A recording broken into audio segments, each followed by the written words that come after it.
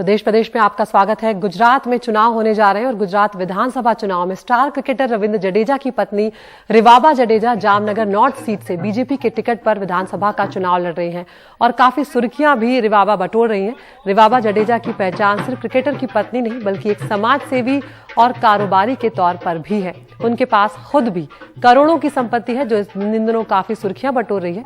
उन्होंने mechanical engineering की पढ़ाई भी की है और अब वो राजनीति में आई है। उन्होंने चुनाव आयोग को जो हलफनामा दिया है उसमें अपनी करोड़ों की संपत्ति, गहने, घर, प्रॉपर्टी और गाड़ियों का भी जिक्र किया है। चुनाव आयोग को दिए हलफनामे के मुताबिक रिवाबा के पास कुल 97 करोड़ यानी करीब 1 करोड़ के आसपास की संपत्ति इनके पास है और 100 करोड़ की संपत्ति इनके पास है। करीब दोनों के पास करीब 35 करोड़ की अचल संपत्ति भी बताई गई है, यानी कि 100 करोड़ की करीब संपत्ति है और दोनों यानी रविंद्र जडेजा और रिवाबा की जो मिलाकर है उसमें 35 करोड़ की अचल संपत्ति भी बताई गई है।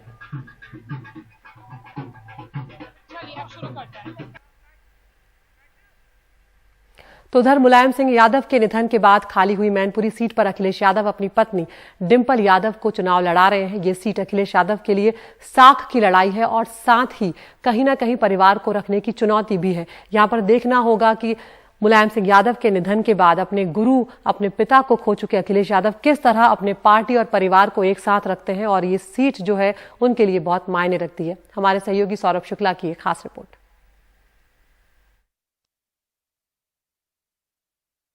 पर मैनपुरी लोकसभा सीट से नामांकन करने जा रही थीं तो सबसे पहले मुलायम सिंह की समाधि पर पहुंची थीं।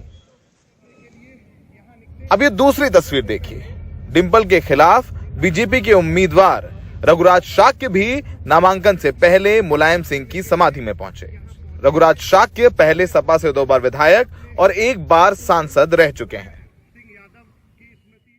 शिवपाल यादव के बेहद खास रघुराज 2017 में शिवपाल यादव के साथ सपा से अलग हो गए थे। रघुराज शाक्य मुलायम सिंह की समाधि से सीधे शिवपाल यादव का आशीर्वाद देने पहुंचे। निकल रहा था नेताजी का आशीर्वाद, आए निकल रहे थे, बड़े नेता थे और उनका आशीर्वाद लेके आए और मैं एक से मैंने कहा ना, मैं इटावा से चला, इटावा से सब लोग आशीर्वाद में स्टार्ट हुआ। मैनपुरी में सभी बुजुर्गों से, सभी माताओं से, सभी लोगों करेल से बीच के निकले आए, सबसे आशीर्वाद लेके नहीं अभी मैंने कहा ना, मैं केवल आशीर्वाद सबसे मांग रहा हूँ, वो सबसे आशीर्वाद मांगने का काम करूंगा जितने हैं मैनपुरी जनता की। मैं तो हसेपाई परिवार से, क्योंकि वो क्षेत्र में हर व्यक्ति से आशीर्वाद लूंगा। इसके बाद डिंपल के नामांकन में ना पहुंचने वाले चाचा शिवपाल को लेकर कयास लगने लगे, कहीं वो अपने खास रहे रघुराज शाक्य को समर्थन न दे दें। मगर शिवपाल ने अपने खास लोगों की बैठक बुलाई और ऐलान किया कि वो डिंपल यादव को चुनाव लड़ाएंगे और उसकी जिम्मेदारी उन्होंने अपने बेटे आदित्य यादव को दी है। ये फैसला यादव परिवार के लिए एक बड़ी राहत लेकर आया है। शिवपाल साथ में है, शिवपाल की राय से ही उम्मीदवार घोषित हुआ है, तो साथ क्यों नहीं होंगे। अब देखना यह होगा कि शिवपाल का यह समर्थन सिर्फ बोलने भर के लिए है या फिर वो जमीन पर प्रचार करते हुए भी दिखेंगे। फिलहाल एक बहुत बड़ी राहत की बात है यादव कुनबे के लिए, क्योंकि ये इस इलेक्शन निर्णय ये भी देता या दे रहा है कि आगे शिवपाल और अखिलेश साथ चलेंगे नहीं चलेंगे।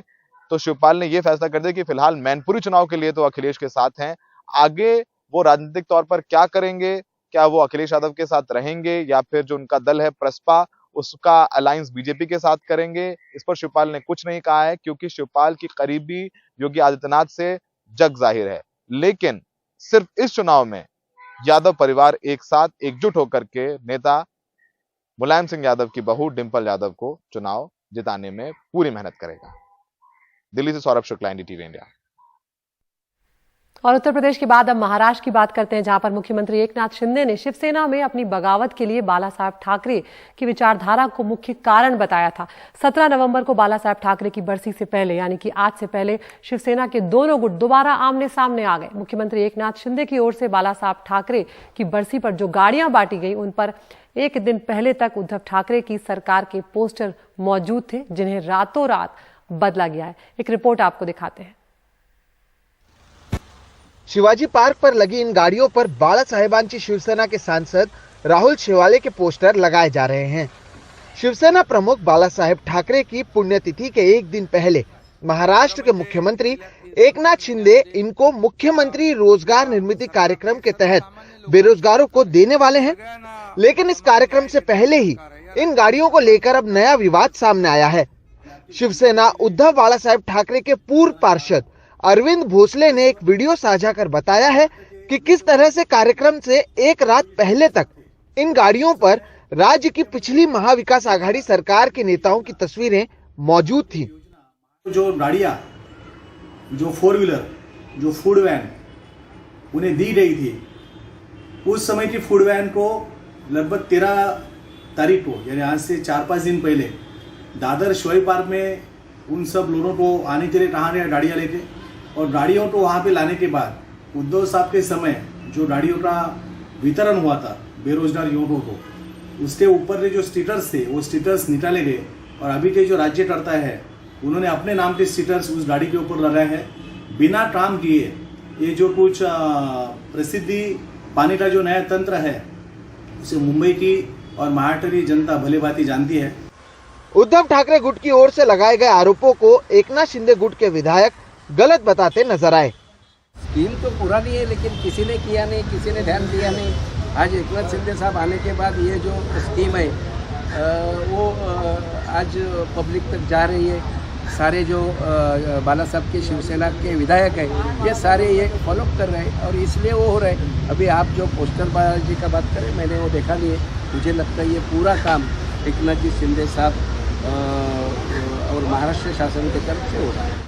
बाला साहब ठाकरे के बरसी से पहले एकनाथ शिंदे गुट की ओर से कई कार्यक्रमों का आयोजन किया गया, जिसके बाद संजय राउत एकनाथ शिंदे पर हमलावर रहे।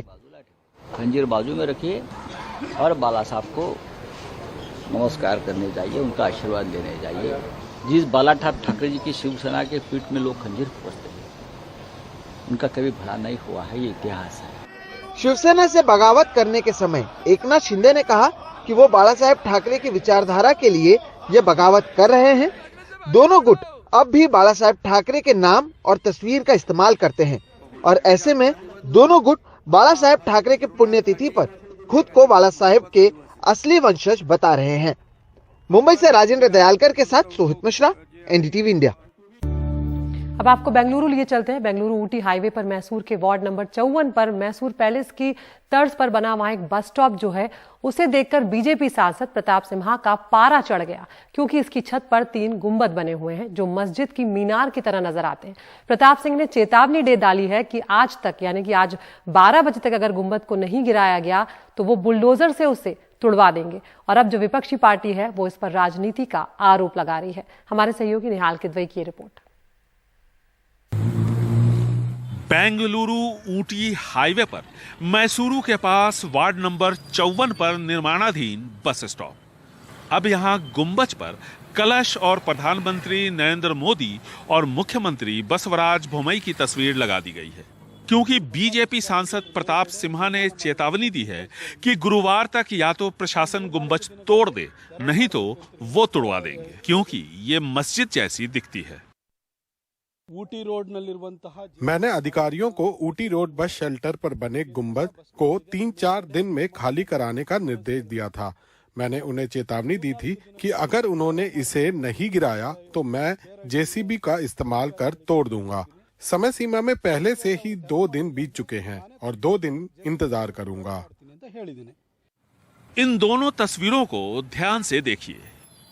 एक मैसूरू राजमहल यानी अंबा विलास पैलेस की है और दूसरी निर्माणाधीन बस स्टॉप की।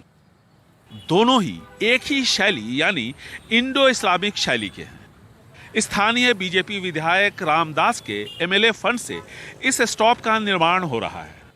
उन्होंने प्रेस रिलीज जारी करके कहा कि मैसूरू की विरासत को ध्यान में रखकर जिस इंडो इस्लामिक शैली पर मैसूरू का विश्व प्रसिद्ध मैसूरू पैलेस बना है, उसी शैली को अपनाते हुए नरसिम्हा राजा विधानसभा क्षेत्र में इस बस स्टॉप का निर्माण किया गया है। बीजेपी विधायक रामदास ने आगे लिखा कि सरकार चाहे तो समिति गठित कर डिजाइन की जांच करे और अगर कुछ बदलाव जरूरी होगा तो बदलाव लाए जाएंगे। ये समाज की शांति भंग करने के लिए है। वो वोटों के ध्रुवीकरण के लिए ऐसा कर रहे हैं। उन्हें ये सब नहीं करना चाहिए था। 2 बार सांसद रह चुके हैं। अगर उनमें कॉमन सेंस नहीं है तो मैं क्या बताऊं। वो पूछने वाले कौन होते हैं जब सरकार ने इसे बनाने के लिए पैसा खर्च किया है। उसका पैसा, सरकार का पैसा। क्या आपके पास कोई नियम है कि इसे इस तरह बनाया जाना चाहिए? सांसद प्रताप सिम्हा और विधायक रामदास दोनों के बीच ठन गई है बस स्टॉप के एक डिजाइन को लेकर। दोनों ही बीजेपी के वरिष्ठ नेता हैं। कर्नाटक में विधानसभा चुनाव नजदीक है। ऐसे में बीजेपी चाहती है कि यह गतिरोध जल्द से जल्द दूर हो, लेकिन प्रदेश इकाई की तमाम कोशिशें अब तक नाकाम रही हैं। बेंगलुरु से कैमरामैन गोविंद मूर्ति के साथ निहाल खिदवई, एनडीटीवी इंडिया।